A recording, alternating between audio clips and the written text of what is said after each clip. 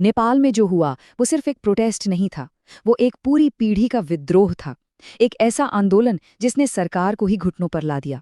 लेकिन ये कहानी सिर्फ आग और गुस्से की नहीं है, इसके पीछे वो गहरी वजहें हैं जो सालों से सुलग रही थीं। चलिए समझते हैं कि ये सब आखिर हुआ कैसे। जिस पीढ़ी को अक्सर लोग हल्के में लेते हैं, है ना, उसी जेनजी ने नेपाल की सरकार को गिरा दिया।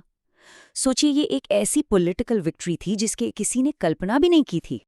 मामला इतना बढ़ गया, दबाव इतना ज्यादा था कि prime minister KP Sharma Oli को इस्तीफा देना पड़ा। उनके पास कोई और चारा ही नहीं बचा था, और ये प्रदर्शनकारियों के लिए एक बहुत बड़ी जीत थी। पर ये सब इतनी शांति से नहीं हुआ। विरोध इतना ज्यादा भड़क गया कि प्रधानमंत्री के घर और यहां तक के पार्लियामेंट की बिल्डिंग तक में आग लगा दी गई। पूरे देश में एक अफरा तफरी का माहौल था। तो सवाल ये है कि लोगों में इतना गुस्सा आया कहाँ से? क्या ये सिर्फ एक सोशल मीडिया बैन की वजह से हुआ? जवाब है नहीं, बिल्कुल नहीं। इस आग के पीछे कई और चिंगारियां थीं जो सालों से सुलग रही थीं।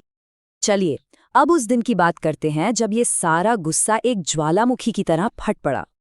8 सितंबर 2025 काठमांडू की सड़कों पर हजारों युवा उतर आए। मकसद था पार्लियामेंट तक एक पीसफुल मार्च निकालना। लेकिन सरकार का जवाब था हिंसा। पहले पानी की बौछारें, फिर आंसू गैस, और दोपहर होते होते पुलिस ने असली गोलियां चलानी शुरू कर दी। 3:30 बजे तक तो सरकार ने कर्फ्यू लगा दिया, लेकिन तब तक आग पूरे देश में फैल चुकी थी। और पुलिस की इस कार्रवाई का नतीजा कम से कम 19 मौतें, और मारे गए लोगों में एक 12 साल का बच्चा भी शामिल था। इस एक घटना ने, आप सोच सकते हैं, पूरे देश को हिलाकर रख दिया और गुस्से को और भी ज्यादा भड़का दिया। ये जो हिंसा हुई, ये सिर्फ एक दिन की कहानी नहीं थी। ये नेपाल की उन गहरी समस्याओं का नतीजा थी जिन्हें लंबे समय से अनदेखा किया जा रहा था। चलिए उन असली वजहों को समझते हैं। तो इस गुस्से के पीछे असल में 4 बड़ी वजह थीं। एक विवादास्पद सोशल मीडिया बैन, भयानक बेरोजगारी, सरकार में फैला करप्शन और नेताओं का खुल्लम खुल्ला भाई भतीजावाद। सबसे पहले बात करते हैं सोशल मीडिया बैन की।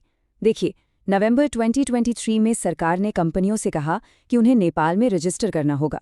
जब फेसबुक, इंस्टाग्राम और यूट्यूब जैसी 26 बड़ी कंपनियों ने ऐसा नहीं किया, तो 3 सितंबर 2025 के बाद उन्हें बैन कर दिया गया। लोगों को ये साफ लगा कि ये सरकार की आवाज़ दबाने और अपना भ्रष्टाचार छिपाने की एक कोशिश है।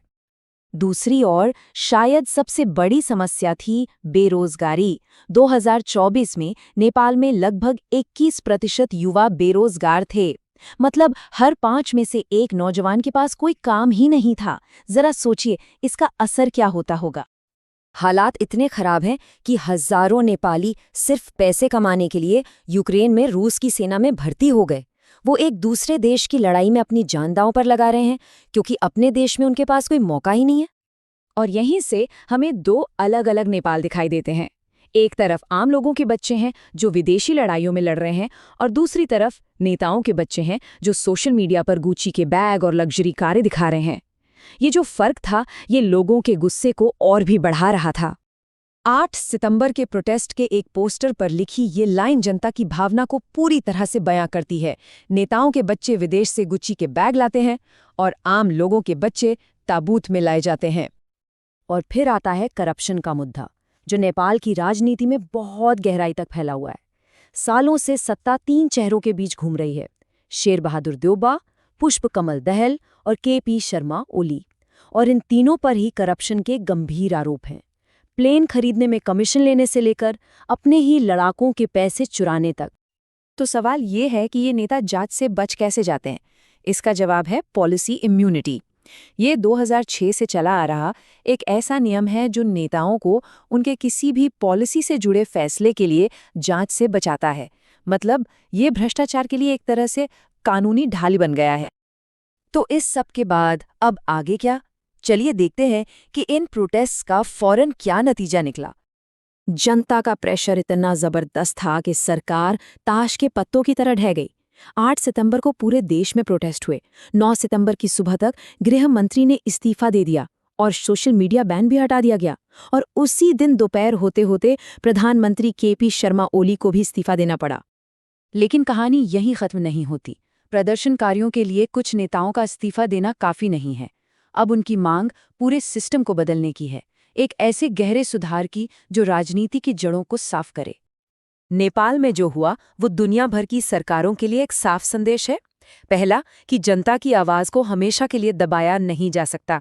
दूसरा, बेरोजगारी और भ्रष्टाचार जैसे असली मुद्दों को नजरअंदाज करना बहुत खतरनाक हो सकता है।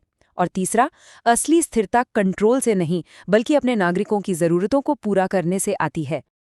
एक देश के नौजवानों ने तो अपनी आवाज बुलंद कर दी है, पर अब सवाल ये है कि क्या कोई सुनेगा? ये एक ऐसा सवाल है जो न सिर्फ नेपाल के भविष्य के लिए बल्कि पूरी दुनिया के लिए मायने रखता है।